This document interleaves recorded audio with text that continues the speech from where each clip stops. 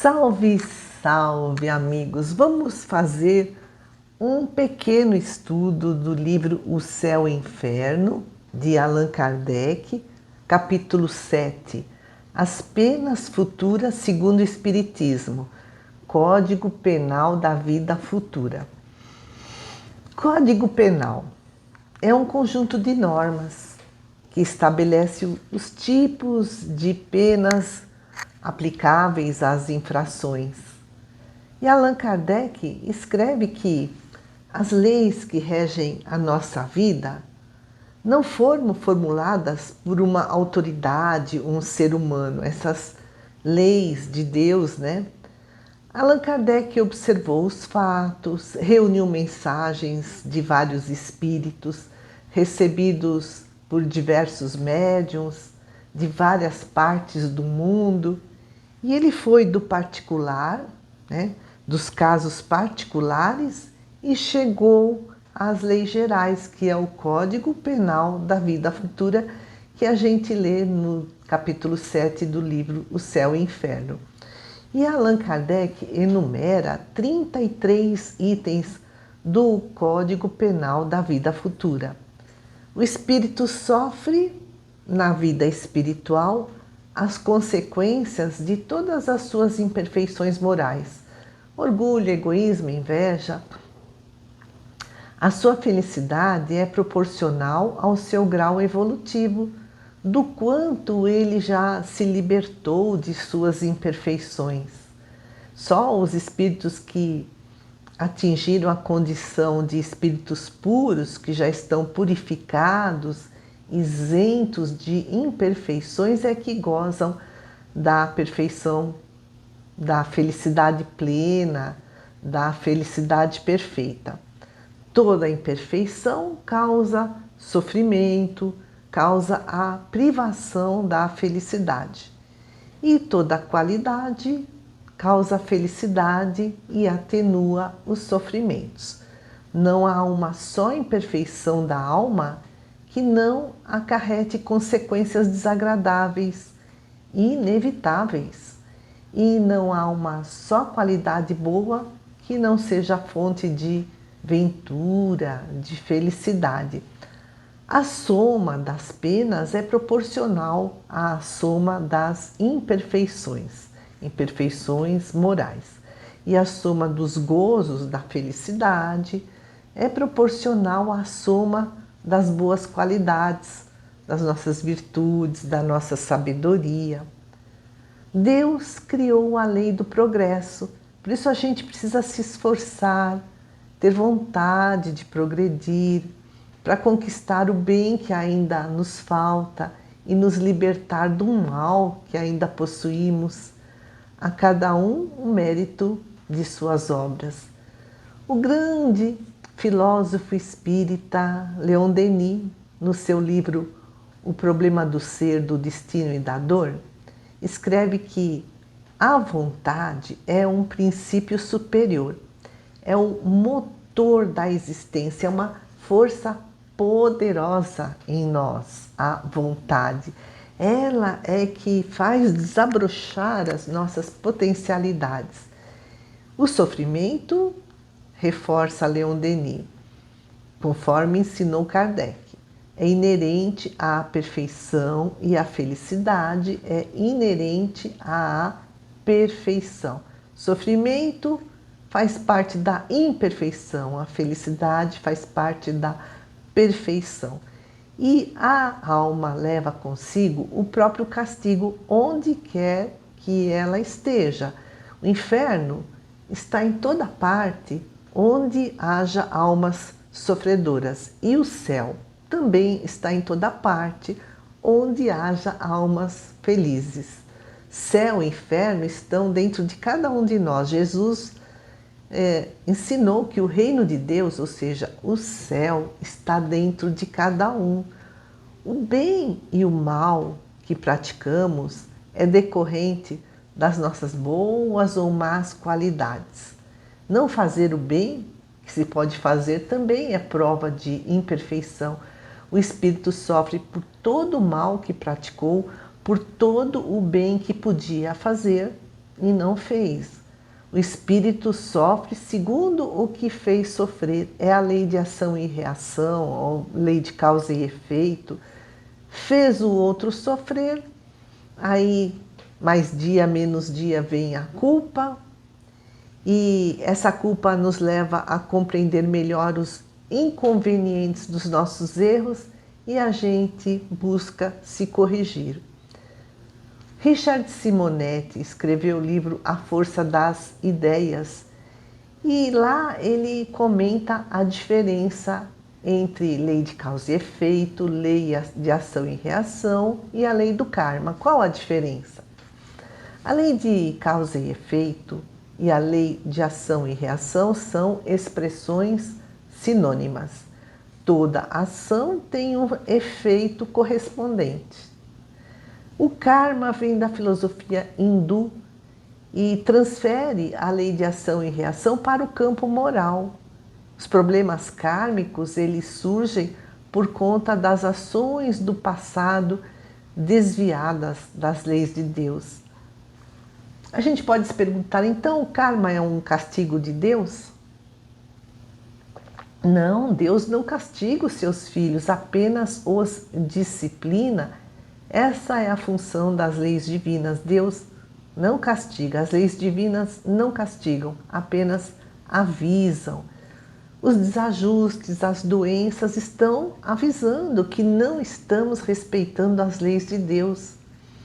O mecanismo de causa e efeito funciona na intimidade da nossa própria consciência. Quando praticamos o mal, é como se agredíssemos a nós mesmos, né? Tudo que vai, volta. E o indivíduo comete um crime. Aí ele vai para estágios depuradores, para regiões sombrias lá no plano espiritual, para habilitar-se a uma nova encarnação. E aí ele reencarna, trazendo esses problemas kármicos. Podem ser desajustes físicos, vida em condições sociais precárias. E nessa situação o espírito está resgatando parcialmente os seus débitos, mas o seu compromisso maior é a reharmonização com aquela pessoa que ele prejudicou, e aí eles podem vir numa nova encarnação juntos. A aplicação da lei de causa e efeito não é igual para todos, depende da intenção do delito, do estágio evolutivo do espírito, e é possível amenizar o karma. O negativo é zerado pelo positivo. O mal que cometemos pode ser neutralizado pela prática do bem.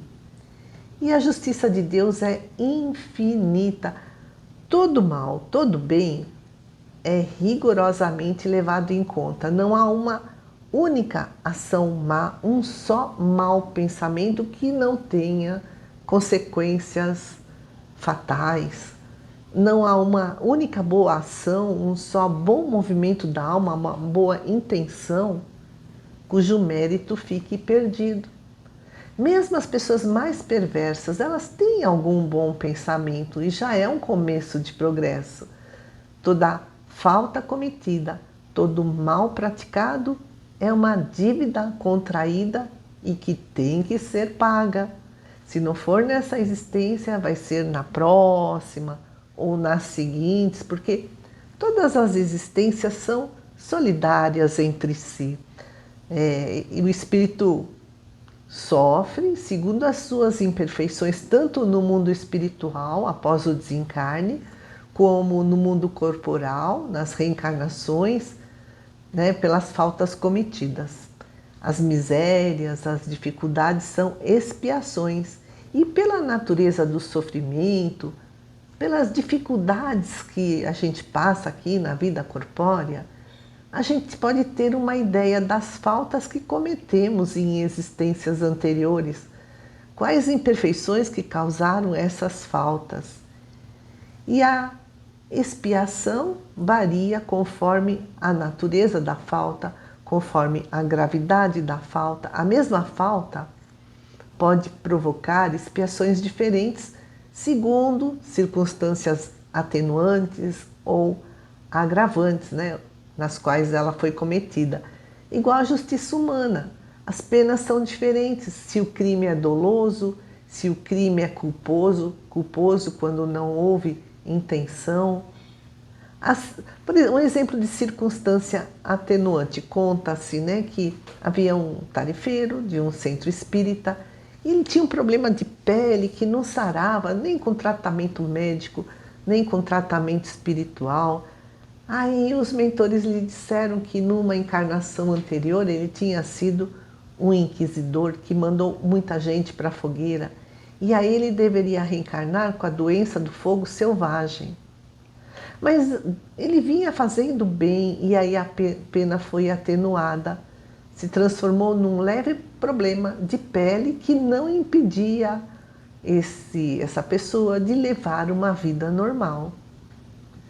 Emmanuel, pela psicografia de Chico Xavier, escreve que toda vez que a justiça nos procure para acerto de contas, se nos encontra trabalhando em benefício do próximo, manda a misericórdia divina que ela retorne sobre seus passos, sem data precisa de retorno. Como Jesus disse, o amor cobre a multidão de pecados.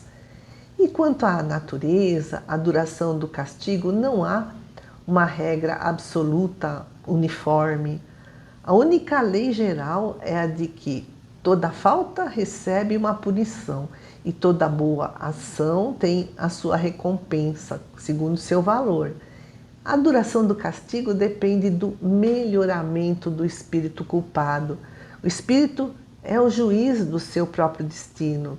Ele pode prolongar os seus sofrimentos pelo seu endurecimento no mal, ou pode abrandar os seus sofrimentos, abreviar os seus sofrimentos pelos esforços em praticar o bem.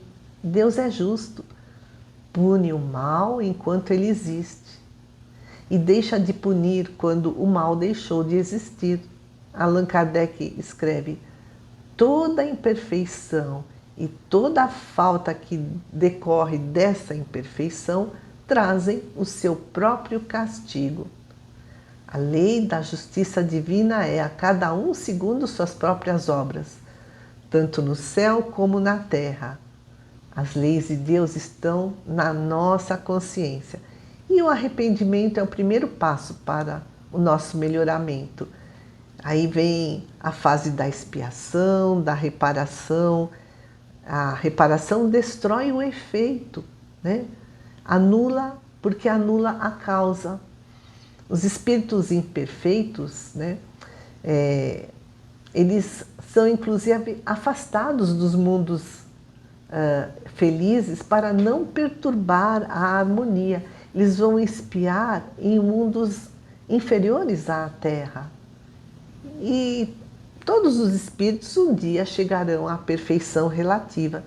Depois do desencarne, os espíritos vão para locais mais felizes ou menos felizes, segundo as obras que praticaram na vida encarnada, as obras boas ou más. Então precisamos reparar o mal, precisamos nos reconciliar com os nossos adversários, perdoar ainda nessa existência. Na Terra, essa encarnação, estamos espiando, reparando os erros das encarnações passadas. E a gente pode também perguntar, mas por que Deus não criou o homem já perfeito? Bom, Deus nos criou em potência, como sementes que têm em si mesmas, né, nas sementes, todas as potencialidades do futuro. Então, nesse sentido, Deus criou-nos perfeitos. O que precisamos fazer é atualizar as nossas potencialidades, desenvolver as nossas potencialidades para que essa perfeição se transforme em ato. E depende de nós, do nosso livre-arbítrio, né? Sem isso, nós não teríamos responsabilidade, sem responsabilidade, não seríamos espíritos perfeitos. Deus quer que o homem progrida por seu próprio esforço para colher os frutos do seu trabalho. né? E para adquirir a responsabilidade do mal que cometeu. Resumindo, o Código Penal da Vida Futura nos ensina: o sofrimento é inerente à imperfeição, toda imperfeição, toda falta traz suas próprias consequências, isso é natural e inevitável. Todo homem, podendo corrigir as suas imperfeições pela sua própria vontade, pode poupar-se do sofrimento e assegurar a sua felicidade futura, a cada um segundo suas obras, tanto no céu como na terra. Amigos queridos, agradeço muito a todos e até uma próxima.